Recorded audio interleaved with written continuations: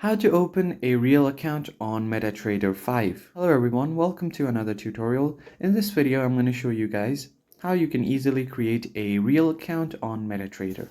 So here, this app is on Google Play Store, so you can download it from there. And here you will just have to continue.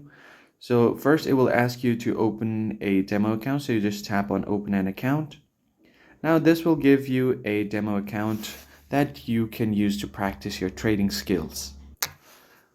So once you open up your demo account, in order to find or create a new account, you just tap on this messages section at the bottom right.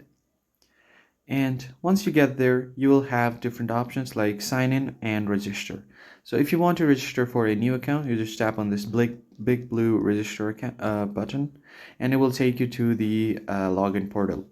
Here you will just have to enter your login credentials, like your login ID, your email, and then tap on get an account.